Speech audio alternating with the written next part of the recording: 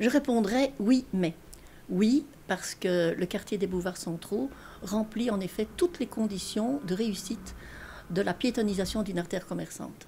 Mais, j'ajoute il y a un mais, il est nécessaire d'avoir des mesures d'accompagnement dans le cadre d'une politique globale pour faire de ce quartier un quartier de modernité et de qualité.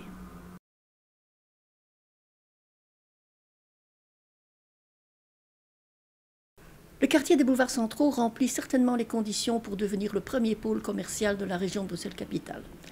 Et pourquoi? Mais parce qu'il y a déjà la présence de très nombreux établissements d'horeca, de commerce de détail, d'activités culturelles et de loisirs, sans oublier la dizaine de bâtiments de patrimoine qui, valorisés, pourraient en effet booster l'attractivité du quartier et attirer les touristes et les chalands pour une promenade de découverte. En fait, le quartier des Boulevards des Centres peut devenir le lien naturel entre, d'une part, la première rue commerçante de la région bruxelloise, à savoir la rue Neuve Grand Place, et d'autre part, les quartiers commerciaux branchés, tels que ceux de la rue Antoine Dansard, de la rue de Flandre, de Saint-Géry ou de Sainte-Catherine.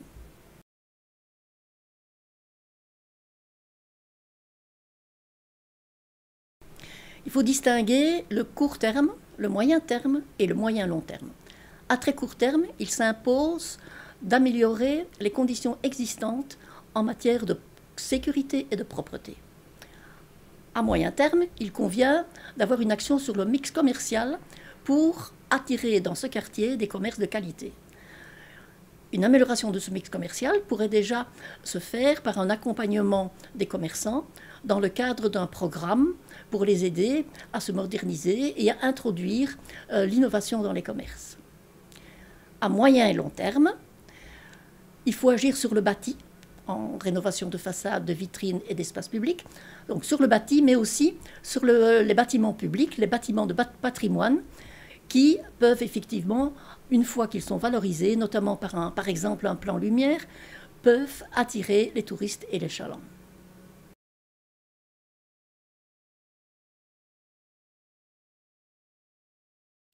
Rappelons d'abord le but du sondage. HTC a contacté environ 200 commerçants, exclusivement actifs dans le commerce de détail, et donc pas dans l'horeca, et on leur a posé la question: comment a été l'évolution de votre chiffre d'affaires durant le mois de juillet 2015 par rapport à l'année passée?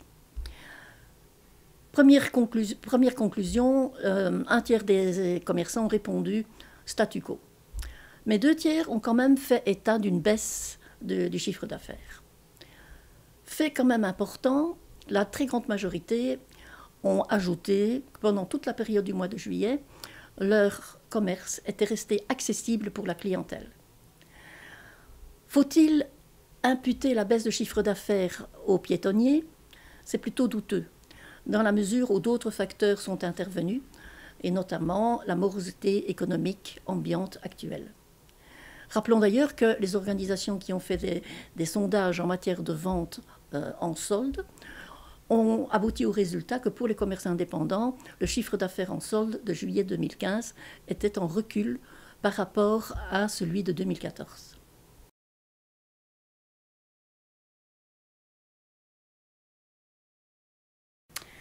C'est une décision courageuse, car on savait qu'elle allait susciter un tollé important. Mais c'est une décision logique. Logique dans la mesure où la plupart des villes européennes d'une certaine importance disposent d'un espace commercial piétonnisé. La capitale de l'Europe y faisait exception, c'était un peu anachronique. Il ne faut pas oublier aussi que c'est logique du fait que les boulevards centraux remplissent les conditions pour devenir un premier pôle commercial de la région. Mais, et j'insiste encore très fort, pour réussir cette piétonisation des boulevards centraux, il faut que les mesures d'accompagnement soient absolument prises dans les meilleurs délais.